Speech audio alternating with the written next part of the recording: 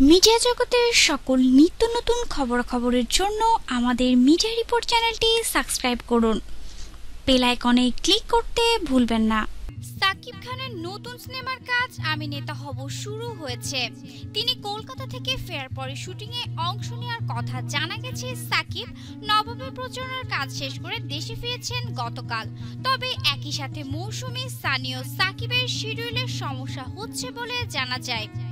আজ সোমবার সকাল থেকে রাজধানীর আফতাবনগরের ছবিটির শুটিং গানের চিত্রনাট্যের মধ্য দিয়ে শুরু হয়েছে।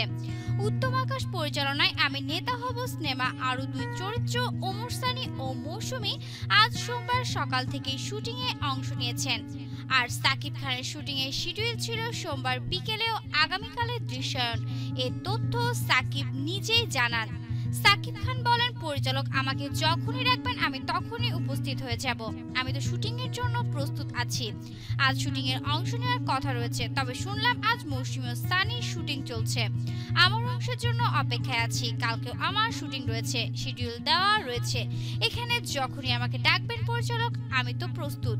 আমি নেতা হব সিনেমার প্রধান দুটি চরিত্রে অভিনয় করবেন সাকিব খান ও বিদ্যা সিনহা মিম। ছবিটি প্রযোজনা করেছেন শাপলা মিডিয়া, একই প্রযোজনা প্রতিষ্ঠান। আমি নেতা হব ছবিটি ছাড়াও 3টি ছবি নির্মাণের ঘোষণা দেয়। ছবিগুলো হলো উত্তম আকাশের পরিচালনায় স্বপ্নের বিদেশ, কাজী হায়াতের পরিচালনায় আমার স্বপ্ন আমার দেশ ও বাংলার বন্ধু। দর্শক, শুটিং শুরু হয়ে গেছে। সাকিবের ছবিতে সাকিবই নেই, শুরু হয়েছে মৌসুমী অবস্থানি দিয়ে। দর্শক, এ বিষয়ে আপনার মূল্যবান মতামতটি আমাদের সাথে শেয়ার করতে একদম ভুলবেন না। বিনোদন জগৎ সব ধরনের খবরের জন্য আমাদের মিডিয়া রিপোর্ট চ্যানেলটি অবশ্যই সাবস্ক্রাইব করুন। আমাদের সাথে থাকার জন্য দর্শক আপনাকে অসংখ্য ধন্যবাদ।